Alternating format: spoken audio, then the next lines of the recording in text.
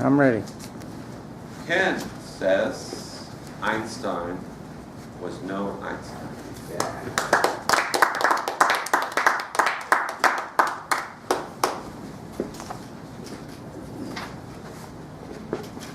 When you want to describe someone who's particularly brilliant, a brainiac type of person, you might say he's an Einstein. Conjuring up that image of, the guy with all the hair going everywhere and the mustache, and who seemed to easily make breakthrough discoveries, revolutionize the world. That's what we think of as Einstein. But you may be surprised to find out Einstein was no Einstein. And when you find out why, you may find it useful when you have problems to solve of any kind in your everyday life. I learned about Einstein just a few days ago when watching this Discovery Channel series called Genius. It's 10 weekly shows devoted to a genius, and in the first year's episodes it was devoted to Albert Einstein. And as you might imagine, for 10 weeks, it's going to cover his whole life from young to old. So when he was young, before he was Einstein, he was a struggling physicist. So struggling, he couldn't get a job. Couldn't even get a job. Even though he went to one of the best universities and had gotten pretty good grades, he was a difficult person to get along with and couldn't get jobs. And finally, he ended up as a patent clerk in Bern, Switzerland. And for a physicist, with his training, he felt that that was a low-level position. And he yearned to make an impact on the world. And in 1905, he said to his wife, Mileva was Serbian, also a physicist, mathematically inclined. He said, I've got to show the world that I'm better than just being a clerk in a patent office. I want people to recognize me. I want to get a good job. I want to be a professor. I've got to write some papers on physics that people will admire and admire me. So he looked at the literature. He thought about projects. He talked with his wife, Mileva, who was a scientist, and he said, okay, I'm going to write this paper on a photoelectric effect. And in March of 1905, he published that paper in a famous physics journal.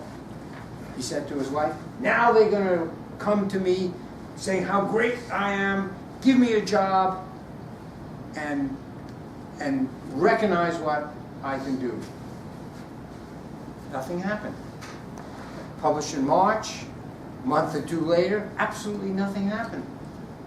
Now in those days, the physicists read the journals. That was their main way of communicating, and if anything was going to happen, it was going to happen fast.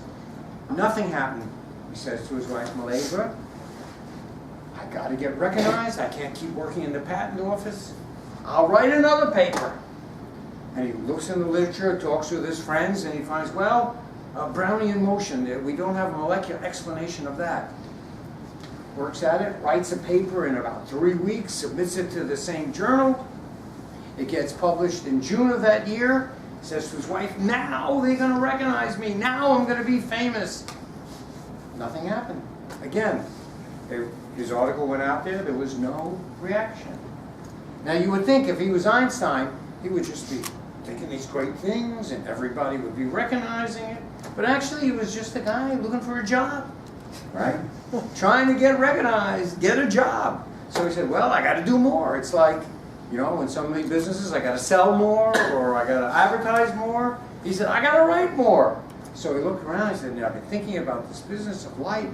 And I said, okay. He came up with special relativity. Same year, he wrote a 30-page paper. It got published in September, right? So he had, that one was July. So he had one in March. Then he had one in June. And then he got one, I think he got special relativity in July. 30-page paper, and that was another one. Finally, there was sort of a little current, who's this guy who's publishing 3 papers? Really interesting stuff, but not the kind of reaction he wanted to get. And by September of that year, he published his fourth paper, the one with the E equals MC squared. And by then, fellow scientists were starting to say, okay, this guy has got something going. But you can see, this was not what you'd expect of an Einstein. This was a guy saying, I gotta do something to get people's attention. I gotta write papers, I gotta think of problems, I gotta work at this thing. The image of Einstein is, oh, this guy just sits, he's got ideas, he's brilliant, he just writes it down, he publishes it, he's smarter than everybody else, but it sounds like you and I, right? Trying to get recognized, doing something so people notice. So he was no Einstein.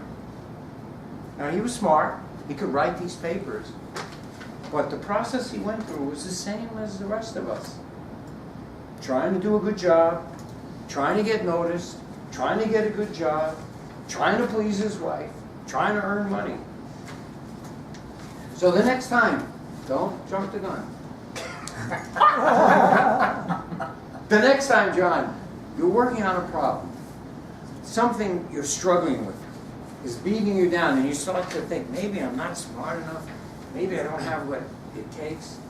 Remember that even the really smart guy, in 1 year, 1905, which is called the Annus Mirabilis, the miracle year, even in the miracle year, the man who now is recognized as a genius struggled to get things done, to find projects, to even get recognized.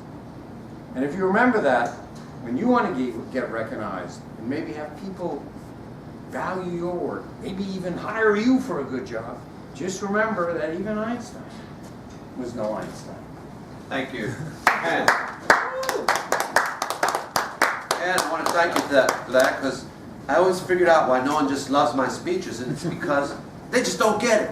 They don't. We got to just keep doing them.